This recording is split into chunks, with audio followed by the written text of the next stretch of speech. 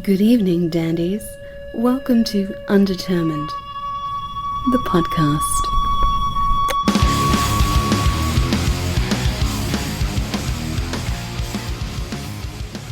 Jinx it, man. Don't fucking jinx it. Right. Oh no, I'm getting the screen freeze already from Jason. I hope that was a joke. It wasn't a good one, but it was a joke. Oh, we don't do good jokes here. Well, good. So you're in luck. Podcast. Like Cartman trying to get out of school in pandemic episode. That's fucking. Oh, Eric, I think you're gonna have to log out. Shucks. Well, welcome back, man. Good coming. Yeah. Yes, I don't speak German very well. So let's see. We're on our since we started talking. We're on our third band iteration. Yeah, I guess it would be. I guess technically second band, but but with a new name. So right. which doesn't help. You kind of called that last time. It was kind of a yeah. I mean, that was like kind of how long is this going to last? Yeah, of course. Yeah, when all that went down, it was like, well, who saw that coming? Right. I think I saw you make the post. It's like, I hate to say it. I told you so. Oh, it seemed like a good idea at the time. It was until it still was. Yeah. Right. But now, thought I'd do a little unboxing. Oh, Dad, Long Live Death Pose. Oh, I got the new album. Just got it yesterday. Yeah, I still need Thank you. But I'll I've do a little listened. unboxing here. Yeah, thanks for snagging that. That's look at that. Look at those liner notes. That's a photo of us playing at Metro for a right on party there. Yeah. I'm surprised there weren't a lot of dreadlocks blocking the shot. But that's a Metro joke. Anyway, and you can see. I don't know if my camera's gonna get where is it? Yeah, there it is. Somewhere. Oh. Fuzzy. We're in liner notes. Thank you. Thank you. Thank you. I mean, it's literally thank you. It's in the thanks. So thanks to you. It's an honor. We're always like really thrilled when that happens. So. Yeah, I mean, y'all have been obviously this is our third time chatting, so we've been around the block together a few times. Yeah. And man, I love this record. Also, I went for the colored vinyl. I didn't know. Did you get the red one? I didn't know what I was going to get, but I'll show you. Yes. Oh yeah. That's cool. So that one, that variant is the one that the label picked, and I was like, yeah, like whatever. I really wanted the black and white one, and then I got that one in the mail, and I was like, holy shit, that is beautiful. Yeah. Can I say that I picked that one? Yeah, sure. I think when the final decision's yours. Yeah. Oh man, creative freedom. But I was happy to see those went out early too. Yeah. Whenever ordering vinyl or pressing it in general, it's always just such a crapshoot, especially nowadays. Like, since the Taylor Swifts of the world can kind of like bombard pressing plants, it can like knock your pressing back, 8 to 15 months. We've talked about that so many times. It's awful. Oh my gosh. So this one, it arrived early. Like I got a text from Jared, one of the dudes at Brutal Panda, and he was like, I just got a notification that your boxes of vinyl are out for delivery right now, so you might get a knock on your door, but you have to sign for it. So it was a great day. Yeah. Good. Yeah, man. Yeah, it's awesome to get. It's a nice piece, dude. Really heavyweight. I like it.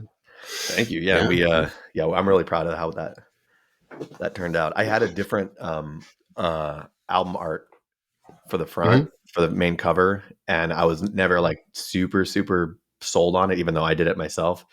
And then I was like, well, what about this other idea? So I did that one, which ended up being the final album art. And so that one. I don't want to say it was like tossed together, but it was definitely like a last minute kind of shift. But anything all black and white is basically my my aesthetic. So that definitely works. Who came up with the coffin logo, with the casket logo? That was me. Was it?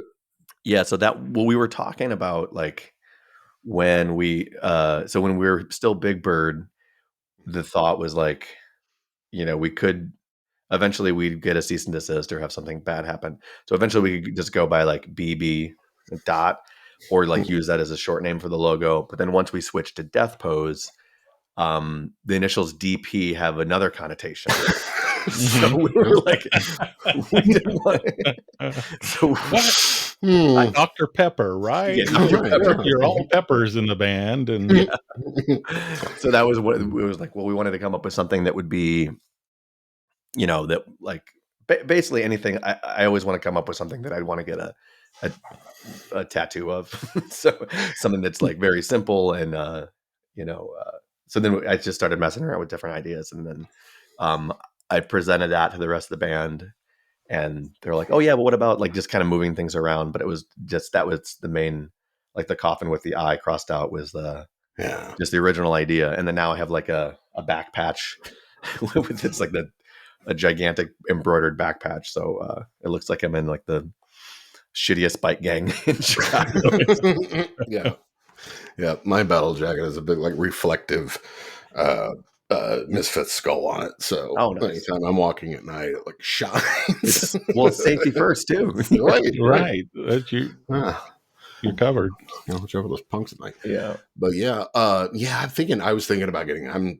I'm thinking I'm gonna get a tattooed. I'm gonna make. I'm making an announcement now. You put me in the liner notes in your record, I'm gonna tattoo your pants up on my body. Yeah, you don't have to do that. But I want to. It'll remind me. It'll be cool. And I look down like, I mean, that would be amazing. Yeah.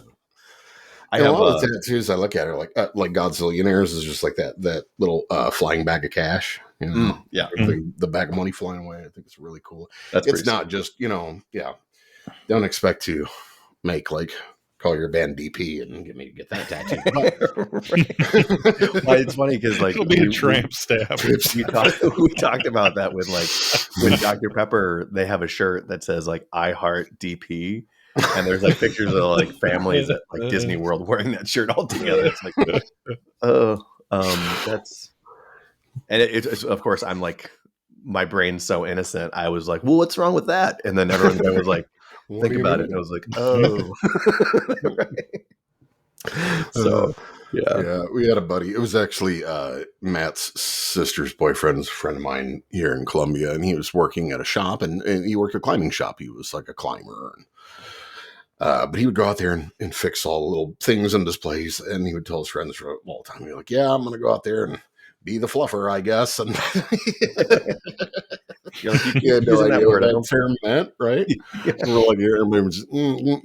Don't say it like come up with a different name for that job. Or do it and own it, but I don't think that's what you mean. No. But I'm fluffing up the stuff. I'm making it. I'm making it work. It's like, well, that's what they do too. Also valid. And then they have a Dr. Pepper. Right. So you've been playing shows? Yeah. So we, the last show we played was here in Chicago, and it was maybe like a month or maybe 2 months ago. We kind of stopped playing out until the release show, which is coming up in a couple weeks here, on the 20th. And after that, we're doing Chicago for our release show, which I'm really, really stoked on because it's at the same place we had our first show. So it's at G-Man, which Alex and Jeff from the band both work there, and it's next to Metro. So it's part of that whole family. And it's like it's a small club, and it's like definitely like our home turf. It's one of the only bars I ever leave my house to patronize. And that's not to be shaded any other bar. It's just like, I just don't leave my house very often. And then, after that we're doing, we're playing Fest down in Gainesville, with like a bananas amount of bands. Like, so I played there, I think like, I'm going to say like 7 times so far. both in the Skyway Scrape, Solo, Little Teeth, and then Death Pose. Well, last year was Big Bird.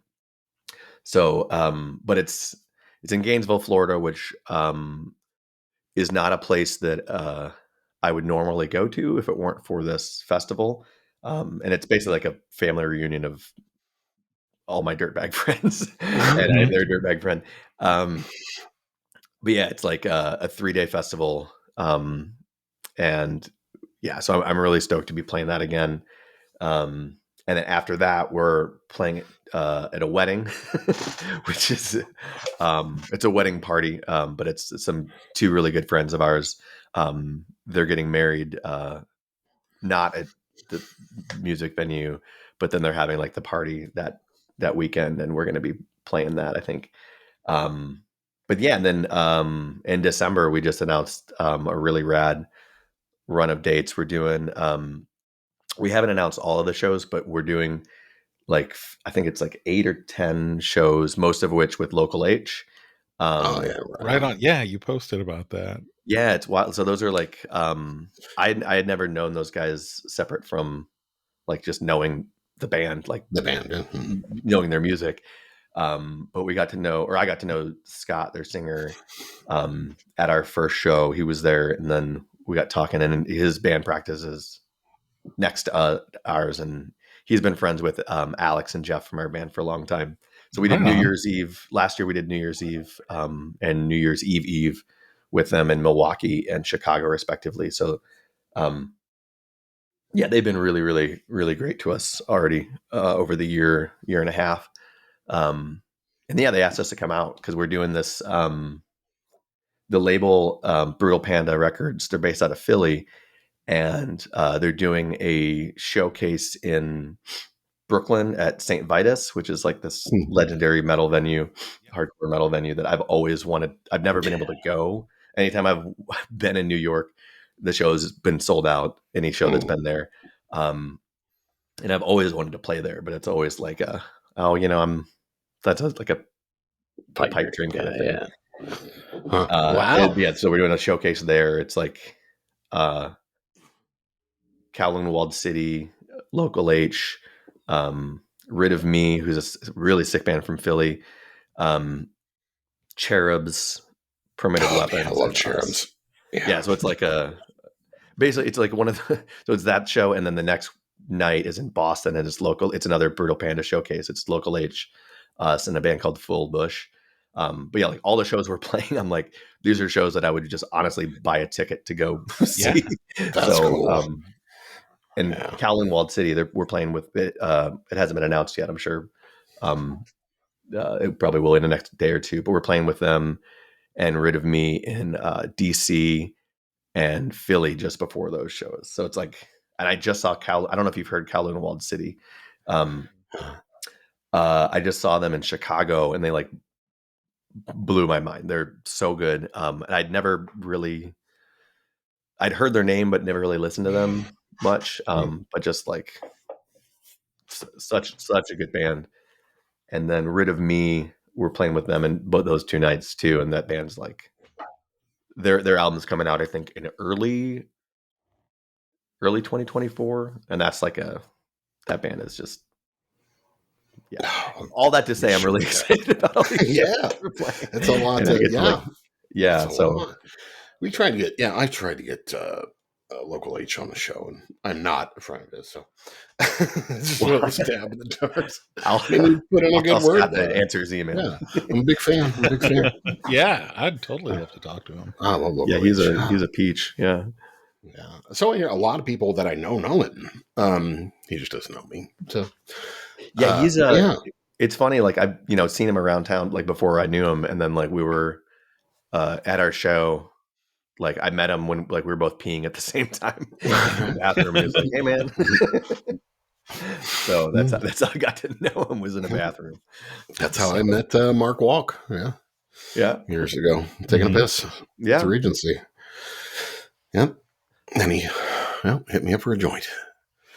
There you go. Oh, good joints.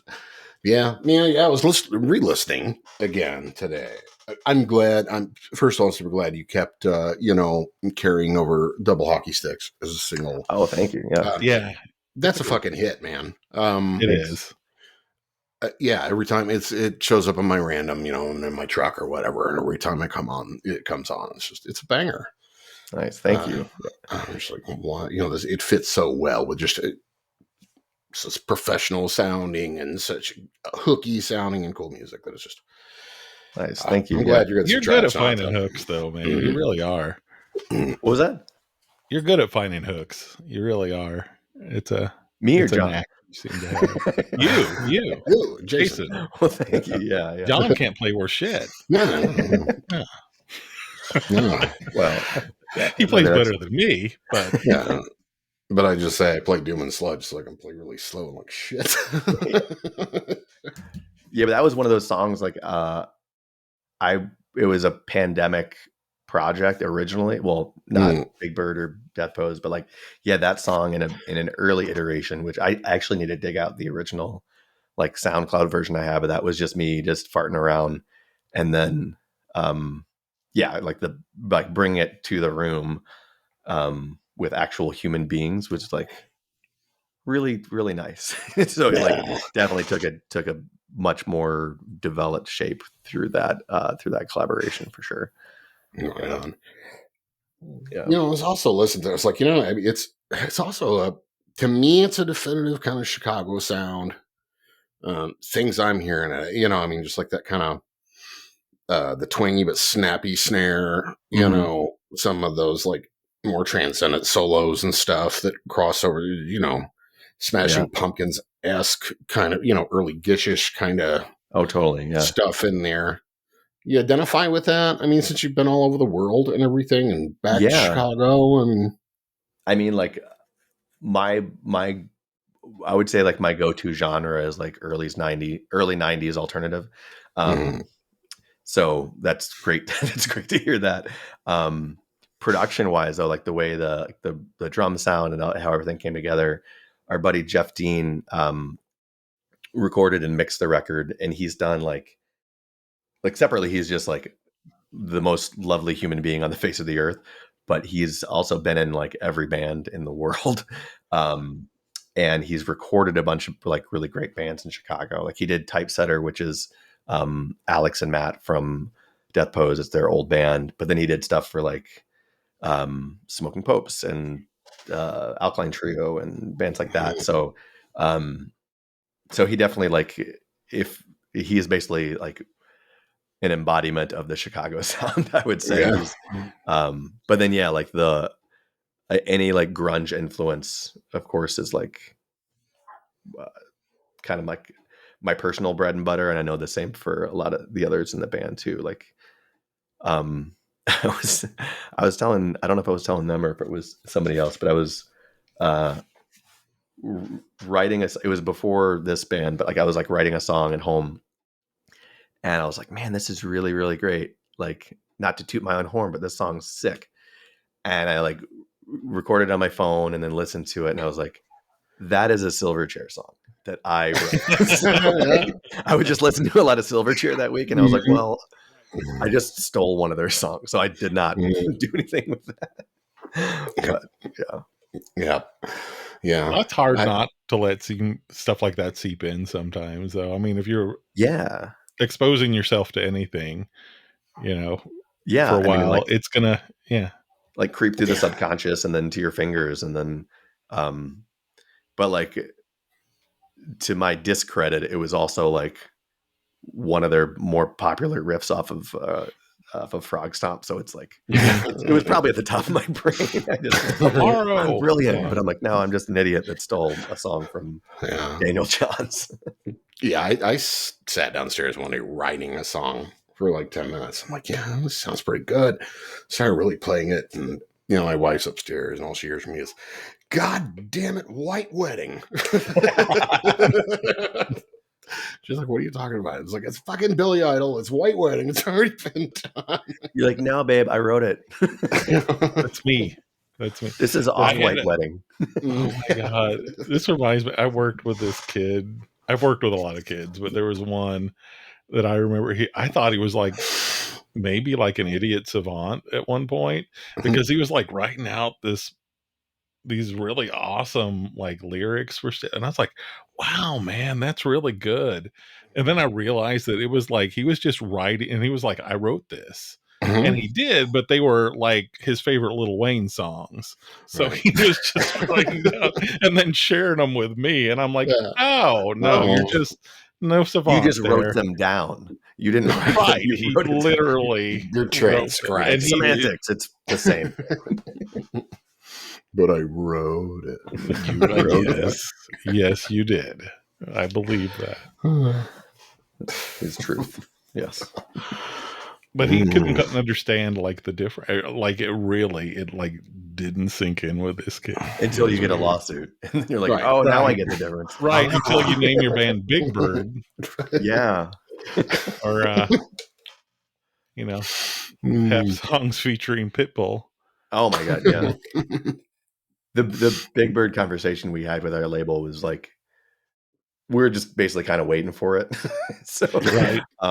It was when we were still like, we were talking to a couple different labels, and Brutal Panda, like we just hit it off with them right away. And actually, yeah, Scott from Local H was like, you really got to check out Brutal Panda, and then said the same. So like he was actually the conduit for that conversation. So huge props to him for all that. But then, yeah, like none of the other labels either were really broaching the subject, and we're like, are we going to get away with this? We're going to get away with this.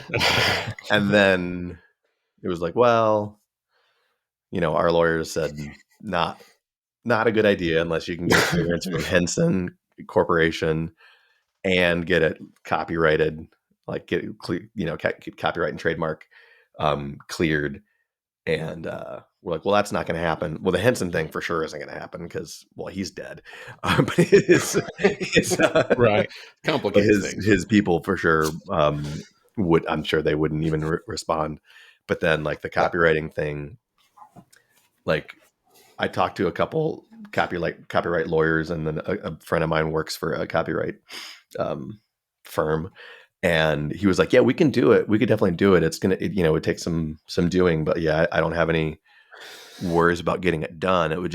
It takes some time, a little bit of money. And then the main, I don't even know if he was the one that said it, but like one of the main rubs was that Big Bird, the puppet, is a registered sex offender. No, he's a registered artist on like Spotify and Apple Music. So it's like there's the overlap in the entertainment business. So I was like, all right, we'll just change it. Fine. I mean, we're like, all right, we almost got away with it. If it weren't for those meddling kids. Any new hijinks of that nature that you're working on or that you've done? No, recently? I mean, we I had some ideas, and then a buddy of mine had some ideas too that is not in the band, of like just trying to trick algorithms. But then like I was like, well, maybe with this next album I want to try to like slip something in that do something silly like that. But then our drummer Matt is now leaving the band. He decided there's no bad blood at all, but so his last shows will likely be at the Really Show and at Fest. So that kind of derailed our part of our writing process, but also like any silly shit that we wanted to do, which is a shame because he's a hilarious dude and like brilliant. So he would have a lot of contributions there. But yeah, so we've been working with a new drummer, and so the dumb part of my hamster brain, well, it's all dumb, but like the silliest part of my hamster brain has not been able to focus on like what to do to trick an algorithm or to get sued by a puppet. Right. Maslow's hierarchy. Right? You got to get those other needs met first, right? Yeah. Before you start playing pranks. That's what he said. That's at the base. Yeah. Pranks are at the top. Yeah. They're top tier. That should have been Maslow's top tier. Moving on. Oh shit. Okay. Sorry. Throw that stuff. We did though. One thing with this album that we did that like I had to like really mess with one of the program tracks. Like, it's a transition song called Untitled. It's like just before Steady as Ever.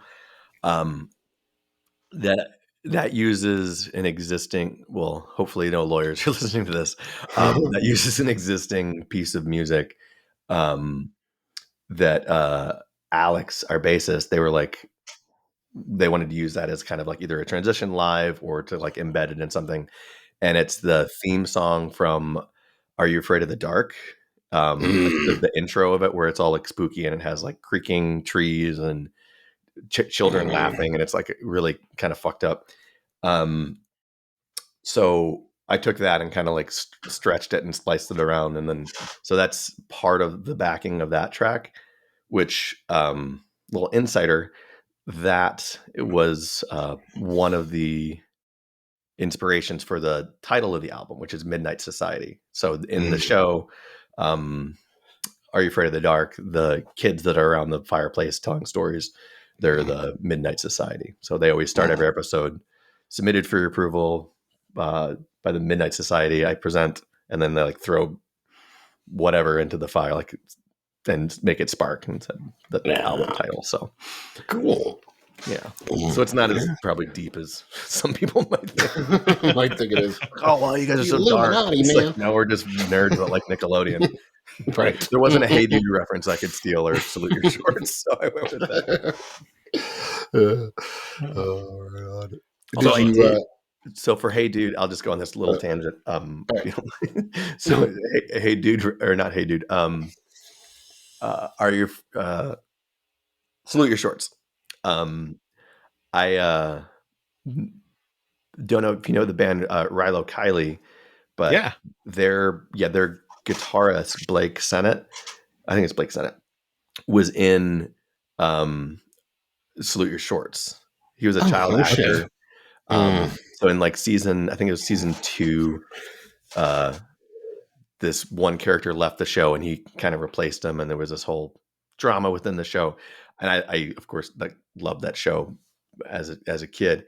And I saw Rilo Kiley play at the Fireside Bowl like a million years ago, and they're opening for Desaparecidos, which is Conor Oberst from Bright Eyes, is like more indie rock punkish kind of band. Mm-hmm. And I remember like I didn't know this was like pre Wikipedia or anything like that, or really not like pre-internet, but pre like any presence. I kept like, I was like, I know that dude from somewhere, but I don't know him. So afterwards, after his set, it was like a really small show. I was like, hey, like this is gonna sound really weird. Do I know you from somewhere? And he was like, yeah, I was in a TV show, and then blew my mind. And then smash cut to like 3 years later, maybe more. He's in another band called The Elected, and they were playing at a place in Chicago, and I was there with some of my friends, and I had too many beverages, and I was at the back of the room, and I thought like, that like he couldn't hear me. I thought I was just like invisible. And my friends and I, my friend Jesse and I were basically like we liked the band and we were cheering, and instead of like going like, yeah, we were just like, yeah, and we kept saying his name, which was his character name, which was Pinsky. So we're like, yeah, Pinsky, which of course now like a sober brain or like now like time, like it was a small venue, so of course he could hear me. Yeah. And naturally, and he should have taken it as heckling. It wasn't intended to be heckling. It was just me being like, I love this dude. But he like said stuff from the stage to us, and it wasn't great. And then so I don't know what started me down that rabbit hole. I didn't realize that Jenny Lewis wasn't the only child actor from that group. Yeah, that's funny. Wow. That makes it a little more interesting to me, actually. And there's 2. I would love it if the other 2 in the band. Right. I think there's other. I want to find out. Yeah.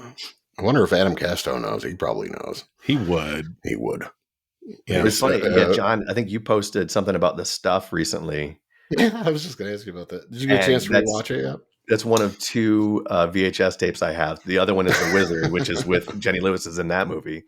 But yeah, for some reason, those are the only 2 I kept. So they're actually in my wife Kelly's. Well, you know her, but the rest of the world might not. And her parents' basement in Morrison, Illinois. So, good. It's preserved. For posterity, we'll always have the stuff. Yeah, I rewatched it. Yeah. Does it hold up? I don't know. I mean, it came out in like what, 82, 81, something like that. And man, as a 6-year-old kid, it was like, wow, this is a crazy movie. Yeah. It was still pretty good. Yeah, it was still pretty good, but yeah, very tropish. But only because really a lot of movies now rip off tropes from movies back then. So, it's like, which came first kind of thing. Right. But yeah, that's what's going on. I was entertained. I'm not, I'm easily entertained. Yeah, there's this coffee shop here in Chicago called The Brood. Brewed coffee, but then also like The Brood. And it's like horror themed, and they have beer koozie, or this is a water koozie, but I wish I had it like right here within arm's reach, but it looks like a can of the stuff, but it says The Brood. So I was like, nice. I need 2 of those right now. Yeah. Because I know I'm going to lose one. So right. Oh, that's cool. The little logo. They did a lot. I noticed that there were a lot of things that they did in the background, like putting the corporate logos everywhere and the banners. They really covered, setting the scene, which I think was probably what made it really cool for me when I was a kid. You believe that product was real. Oh, you believe that it was really going on. But also the movie The Brood. Terrifying film. It still scares the shit out of me. I hate that movie.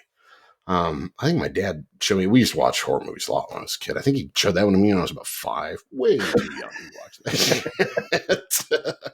I slept for a week. I still won't really watch it. Just something about it, and it's really just kind of the feel of it. That kind of 70s. The wood. Timber homes in the woods and things that were postmodern. They just sort of have a creepy goddamn era that was. Well, and the cheapness of them almost made them scarier, if that makes any sense. Mm-hmm. Yeah. Oh, yeah. I mean, look at Texas Chainsaw. Exactly. How gritty that was. What I was thinking about. Yeah. Like if it was shot in pristine, well, wouldn't have been video at that time. Yeah, but, like the fact that it's raw makes it feel like, oh my God. Yeah. I was just watching this, and I don't know why. It was the first thing I turned on today. This MGM Plus has this docuseries on Ed Gein, and in Plainfield. Well, it's rough. I mean, all the crime scene footage is there. Yeah, I'm like, why did I watch this? I want to puke and cry. As you're drinking your morning coffee, right? Ham sandwich sounds good, right? It was rough, man, but it's interesting. How many of those film tropes, because they talked about that too, Psycho, Texas Chainsaw Massacre, Silence of the Lambs, all those things based on his case. It's not too far north from you. No, it's not. No. Yeah. I took that trip once with some friends in high school. When I went there, their house was raised, and it was just there was a foundation, concrete there, pretty busted up, but and you could still pull in there and walk around all you wanted, a couple old no trespassing signs, but we never went to the cemetery, but we did go to where the house was. But Wisconsin death. Yeah. That guy's a creep, man. What a creep. It's mind blowing. I don't even want to get into the details. Nah, I don't know. Like, why did I bring this up? I don't want to talk about it's one of those subjects. Like, I get why people are fascinated with it, but at the same time, I'm like, there's like a level to it that seems super fucking disrespectful to even want to pay attention to serial killers, if that makes sense. Yeah, and the people in that community are just forever, fuck. People are always going to be coming there to go on that Wisconsin death tripping. Ugh. Yeah. I felt kind of bad about it later, but I think I went when I was like 16, so I didn't fucking know any better. I don't think we really even knew, what he did, other than he was just a ghoul and a killer. And it's not like you had internet research back then. No, so we just threw some beers in the car and drove to Wisconsin. Yeah, I don't think I even knew the name Ed Gein until like much later. So definitely not in high school, but and I think like when I first heard about him, I assumed it wasn't real, which might have been my own brain being like, no, that's not something sense. that happens. And then like, oh no, that's reality. That was very real for some people. Yes. Yeah. It still kind of feels that way. You just can't wrap your mind around it, Yeah. I can imagine, if you're a victim while the whole time you're happening going, this can't be. Right. You know what I mean? Yeah. Am I a high? Waiting to wake up. Ugh. You should live in Wisconsin. That's what it's like to live in Wisconsin. Right. Exactly what it's like. Yeah. Jeffrey Dahmer and Ed Gein meet you at the border and they go, hey, welcome. Come on over. Come on over. We're having a barbecue. Yeah. On a happier note, how's the weather going up there? Cooling off finally? Yeah. It's cold. Actually, today it was very cold, which was a welcomed change because today was the Chicago Marathon. And it was. Yeah, that's right. Yeah. So I've run it twice in the past. It's been years, but the last time I ran it, I don't remember what the actual temperature was, but of course, like as you're running, it feels like it's 10 to 20 degrees hotter. Today, since it was like 55 ish, it was like perfect weather for everybody. So Kelly, my wife, ran it. A bunch of our friends ran it. It was great. I, of course, was like, it'd be great. I'll follow you around, not follow like the whole way, but I'll go a couple different places and I'll ride my bicycle and, go here and then go all the way over here. Like ended up being like 16 miles that I rode on my bike today. And I haven't ridden my bike like all year. So it'd be cool. That way I won't be driving my car or like taking public transit and like missing seeing people. But then like, I feel like I shouldn't complain because like she just ran 26.2 miles, Right. And I'm like, my legs hurt. You don't understand my pain. No, I've been complaining about my knees all weekend because I climbed a double flight of stairs on Friday. My God. Dying. Yeah, those are muscle groups that I haven't used in a while. I play hockey. I play ice hockey every week. I played it growing up, and I was a goalie back in the day, and then I quit. I don't know. I must have been like in early high school, I think, when I quit, and it was so time consuming for me that I was like, well, I either want to do that, like go all in on that, which I would be a much different person right now. I'd probably be like, we wouldn't be talking, I'm sure. I would either do that or I would be doing music. So I was like, I wanted to be in like punk bands with my friends because that takes up time, or do like travel hockey and do all that stuff. And I went the music route because some of the people that I was on a team with that was like more like travel team, like we would go do tournaments all over. We were like, we were a really good team for that age. They'd like want to pick fights with people in the parking lot.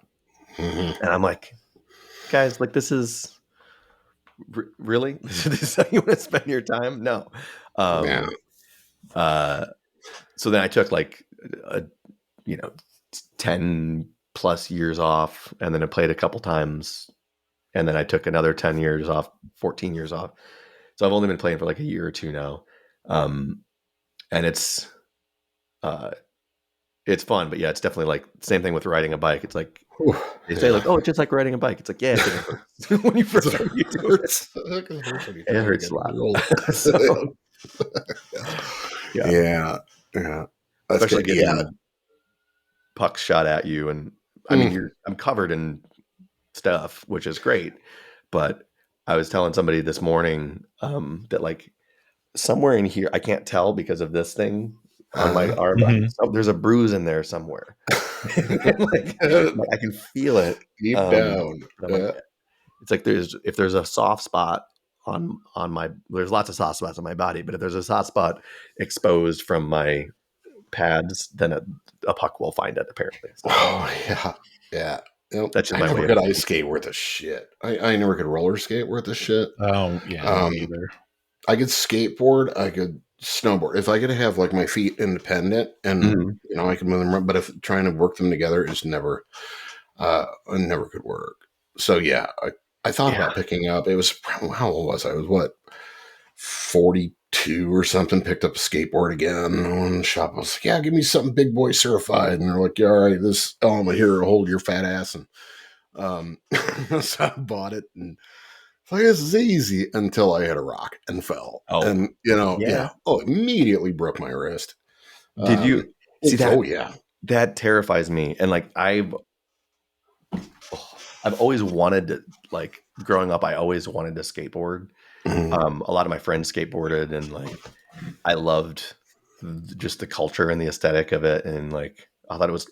I just like love the artwork on the bottom of skate decks. I think that's like really rad. Yeah. But I kept trying and I just couldn't do it. Yeah. Like, I mean, I could do it, but I just like, no, that's not true. I couldn't do it. I tried to. And I just like my body like couldn't physically. I've never done a kickflip. So I could like roll. I loved that, but then I would hit a rock and fall, and never broke anything. But yeah, no, you do it now, you'll die. Yeah, you will. It's funny you mentioned snowboarding. So like I did that. I would go snowboarding way back in the day, and then when I moved to Germany, I moved with my snowboard. So I had my gear with me. But even at that point, it had been a couple years since I snowboarded at all. And then a few more years went by, and I was at this company that like one of my colleagues is Swiss. He's from Switzerland. And he was like, hey man, we're going to go skiing this weekend. If you want to come. I was like, that actually sounds like a lot of fun. I haven't done it in a very long time, but where are you going? And he's like, oh, just, down over at the mountain. And I was like, well, what do you mean? And he's like, well, like the Swiss Alps, like we're going to go like to actual mountains. Like, oh, so I'm from Chicago, and my snowboarding skills is like what they would equate to probably a bunny hill. I'm like, oh yeah. Thank you for the invite. I would die. What do we have up there? Was it like Mount Carroll or something? I don't remember. I up there. Locked up, but we had a couple like bunny hill ski places up in Northern Illinois that were There was, and that's the only place I snowboarded either. So yeah, I'd never hit any slope like that. I mean, I could get down the hill and I could carve. I wasn't doing 360s off ramps or anything. I would do like some jumps and stuff, but it would be like Mount Carroll and like I think that's right, and then Alpine Valley. Right. And then there was a place called Raging Buffalo, which was like only snowboard, and it was like two little hills. But they had a half pipe, which I never dared go on. But they had some.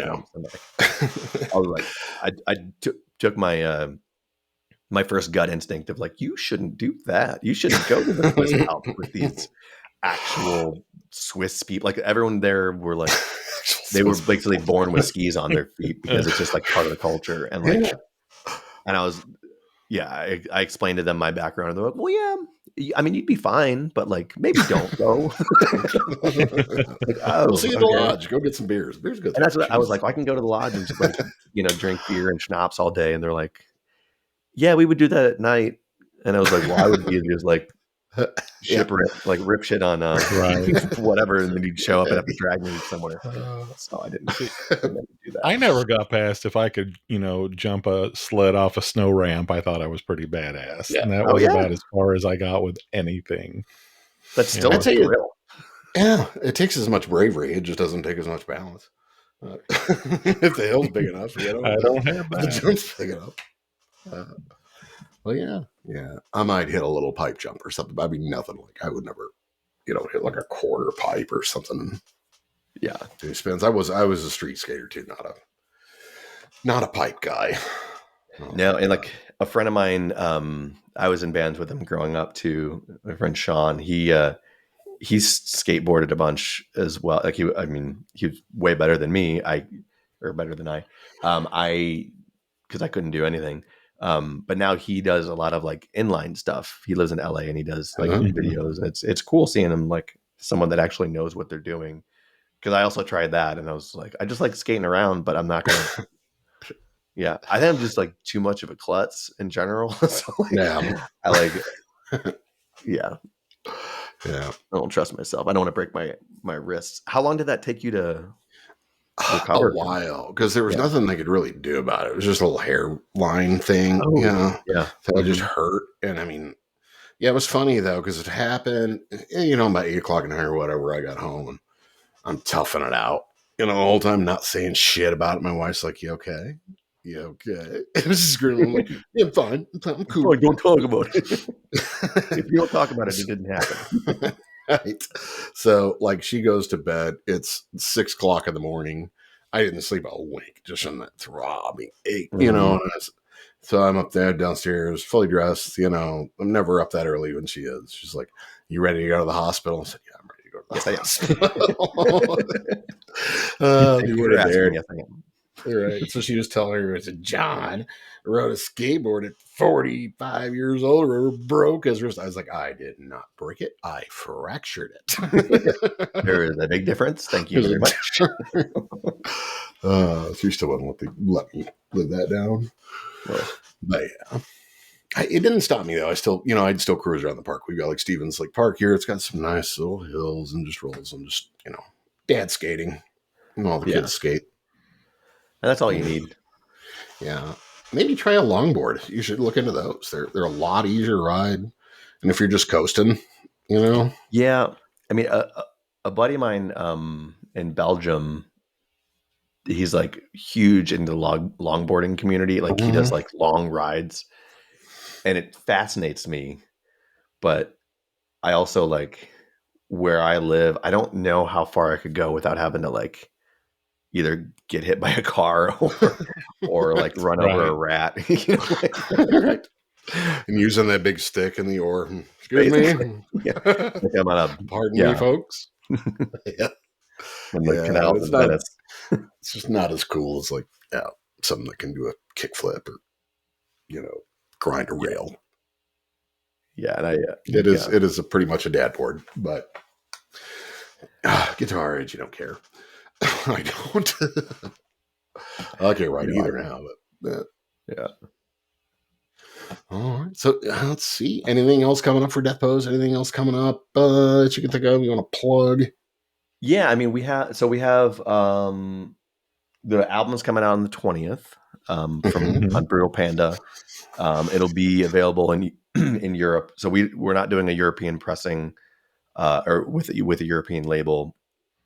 Our friends Gunner Records, they were going to do it, but it didn't work out with the deal. But it'll be available globally through Deathwish Records, which is like my favorite heavy band of all time. One of my all-time favorites is Converge, and it's so like when I found out that it's going to be partially through Deathwish, I was like, okay. I'm actually wearing a Converge shirt right now, which is nice.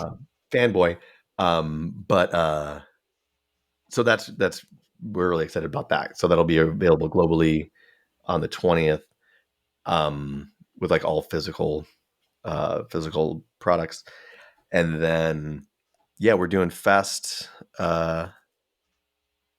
in end of October with some really awesome bands. So we're playing on a showcase with Strike Anywhere, Death of a Nation, Horsewhip, some like great bands from another label called Iodine that we're buddies with from the East Coast, and then doing that East Coast run. So we're doing DC, Philly, New York, Boston, Cleveland, Ann Arbor, Indy, St. Louis, and then Champaign. Yep.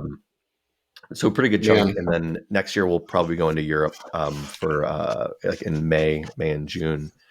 But in the more immediate future, we have the album out, and then we're doing like an online listening party, which I've never done, but it's through like Bandcamp has that capability now where you can go online and through a set period of time. So it's basically the album will just be streaming, I think on a loop.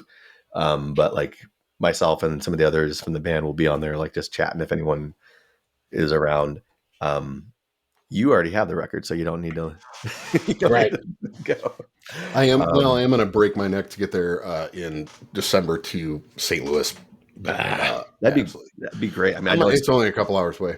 But also it's close enough. Like we'll probably be coming through maybe Columbus at some point too. So I mean, if you go to Kansas City, if you go across the state at all, or if you're going that way, you have to go through Columbia. Yeah, you have to. I'm like, Kelly and I could buy you and Kelly dinner or something. Yeah, well, if anything, but I'd love to catch a show too. Oh yeah, yeah. Or I'll buy you dinner. And the rest of the band can fuck off. You're like, I'll buy you dinner, and the rest of the band can eat a dick. In the politest way. That's not polite to say that. I take it back. No, it's not. I do too. Just kidding. Yeah, but we're stoked on that. So we're working with a new drummer right now. So we're kind of feeling that out and seeing how that's going to shake loose. And then, we already have so Alex and I are the main, at this point, at least the main songwriters for the band musically. And we have basically 2/3 of an album worth of material. So as soon as we're up to speed, we're looking to start doing pre-production and start recording again. Cause right on. I'm sure you've probably gathered, I can't sit still. So I'm always doing something. You've got, So it's good for my entertainment. Right? That's good for me. I'm sorry about your mental health, but it's probably fine. Probably. Yeah. So when do you go skydiving? It's a good outlet. What was that, Matt? When do you go skydiving? Oh, never. Oh my God. That is one thing. As restless as I might be, I will I can't imagine never doing it. I'm so afraid of heights. I'm afraid of heights and unfathomable depths. I found out. Me too. It's you're agoraphobic, and I have sort of the same thing. Like if I drive out to Western Kansas, and I'm seeing that immense prairie that just goes forever, or I'm okay if I'm on a beach looking at an ocean, but if I'm on the ocean looking way out, it really freaks me out. Just that spanse, Mine is more vertical, so it's less horizontal, but I never thought about that being on an ocean and looking out. Now it's something new to be scared about. But when I'm on in the water and there's just depths below me, and even if I have a flotation device at all, just that. Yeah, I hear you. Can't do it. Oh, okay. So you can be on top of the water, but just knowing there's that much water below you. Yeah, and I didn't. Okay, and I didn't know that was a thing until Kelly and I were on our honeymoon. So this is 11 years ago, and we were in Mexico, and we went to a cenotes, which is the underground caves, and you can either do you can be there in the open cavernous part where it's really really shallow and just kind of fart around there. We had a guide that was this honestly this kid, maybe 13 years old, maybe 16 at most, take us with flashlights into this labyrinth of the cenote. And at one point he was okay, turn your headlamps off, because we had headlamps. We were we had life vests on. We were floating around, and he shined his below us to show just how deep this portion went. And I was like internally like screaming about a panic attack, and then I'm sure what was the smallest little fish in the world swam in front of it, and it was like this massive whale or shark or whatever, which of course it wasn't. And so I was having that was my realization of depths. But then Kelly at the same time was having challenges being claustrophobic from being like in the small space more claustrophobic, lost in a maze. So yeah, like I can't even think about being in a submarine. That's fucking terrifying to me. Like I don't know how anybody does that for a living. No, I mean like bringing a GameCube controller down there. Oh my god, that turned out. Oh really? You died? Yeah. Like with that, I was like, hard to like. Yeah, there's a part of me that's like, it's tragic, but that's one that, like I have like oodles and caboodles of sympathy and empathy, but like when I like watched everything leading up to that, and then the carelessness they had, and then just in general, like that hubris or however you want to, I was just like, what did you expect? Like this was a decision. This wasn't like somebody stuck in a mine, you know.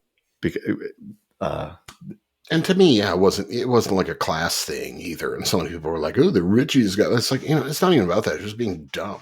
It's just making a really dumb decision.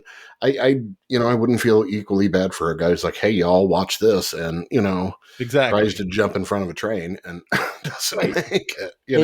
It's like derp. That's going to happen.